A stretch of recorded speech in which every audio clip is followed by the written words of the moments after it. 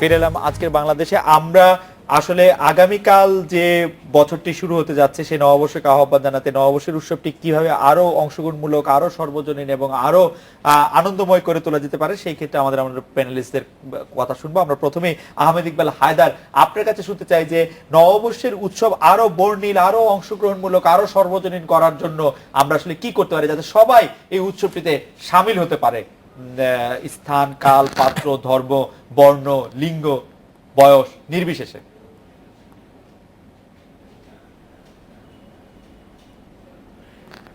পয়লা বৈশাখ এর মধ্যে কিন্তু সার্বজনীনতা পেয়ে গেছে। কারণ আমরা দেখি পয়লা বৈশাখের দিন কেউ বাসায় থাকে না, সবাই সুন্দরভাবে সেজে কালারফুল হয়ে রাস্তায় বেরিয়ে আসে। যেমন আমরা যেখানে অনুষ্ঠান করি সেখানে একবার আসতেই হবে। সে হয়তো ভিড়ের কারণে ঢুকতে পারে না, একবার আসবে, ঘেমে নিয়ে যায়, তারপরেও আসবে। কারণ হচ্ছে ওইখানে তার আনন্দ এবং ভালো খাওয়ার, সেটা ইলিশ পান্তা ভাত হতে পারে বা যে কোনো কিছু।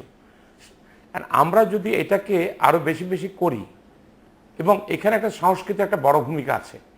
এই যে আমরা আমাদের এই অনুষ্ঠানে 84টা সংগঠন চট্টগ্রামের, তারা তাদের পরিবেশনা করবে, আজকেও করেছে কিছু। তো এইখানে মানুষ আসে, শোনে বা নিজেরা শোনায় বা করে দেখায়। এই যে দেয়া নেয়ার ব্যাপারটা এখানের মধ্যে যুক্ত হয়। তো আমি মনে করি আমরা সার্বজনীনতা পাওয়ার ক্ষেত্রে আমরা কিন্তু এগিয়ে আছি। এইটাকে, এই একটা দিন যেখানে কোনো ধর্ম আলাদা হবে নাই, মানুষ আলাদা হবে না। আপনি বলছিলেন যে এটি সর্বজনীন উৎসব ইতিমধ্যেই হয়ে উঠছে।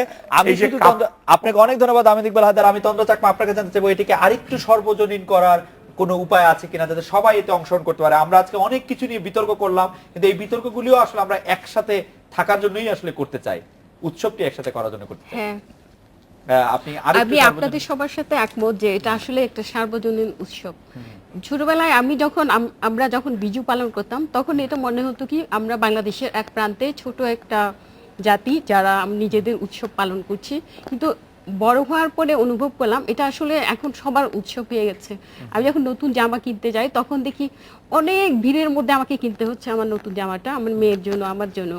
তো এটা মনে হচ্ছে ধীরে ধীরে সার্বজনীন হচ্ছে। আর একটা যে বাংলাদেশের যে ভালো সংস্কৃতির যে বিষয়গুলো আছে এটার কিন্তু চর্চা হয় এই 3 দিন ধরে বা 2 দিন ধরে, 1 দিন ধরে, যাই বলি না কেন সেটা। আর এটাকে আরো একটু বড় আকারে, আরো যদি সবার জন্য ডাইভার্সিটি বলে যে কথা আছে বাংলাদেশে, এটার চর্চা আসলে থাকা জরুরি।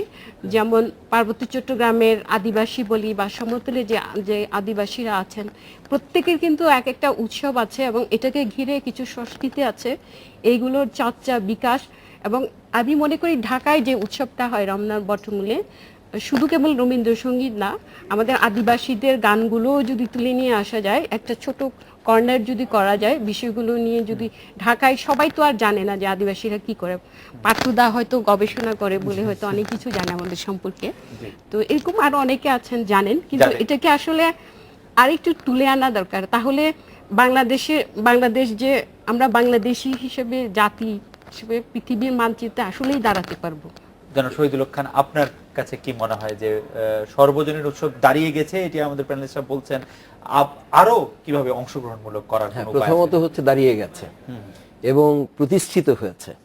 এটা আরো ভালো হবে যদি আমরা ভাষার ক্ষেত্রে, পোশাকের ক্ষেত্রে, আমাদের সংস্কৃতির ক্ষেত্রে এবং আমাদের সহনশীলতার ক্ষেত্রে সবকিছু মিলিয়ে যদি আমরা একতাবদ্ধ হতে পারি। রমনা বটমূল শুধু না, কোথাও যেন বোমা না ফাটে এবং আমাদের সবকিছুতেই যেন আমরা এই বছরের প্রথম দিন, বছরের প্রত্যেকটি দিনের মতো আমরা সাজিয়ে নিতে পারি। আর এগুলো হলো কি যে একত্র থাকাটা কিংবা বিচ্ছিন্ন হওয়াটা, এটা কিন্তু নির্ভর করে মন মানসিকতার উপর। আমরা মন মানসিকতা প্রসঙ্গে পাবেল পার্থ 30 সেকেন্ড আপনার জন্য।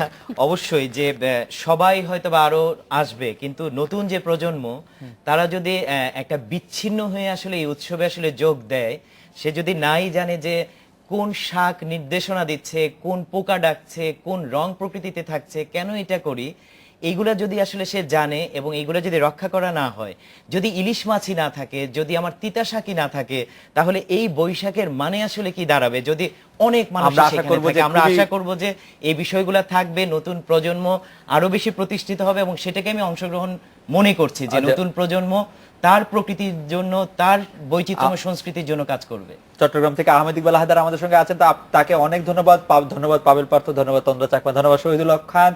এই ছিল আজকের বাংলাদেশে। দেখা হচ্ছে আগামীকাল এই সময়ই। শুভরাত্রি, শুভ নববর্ষ।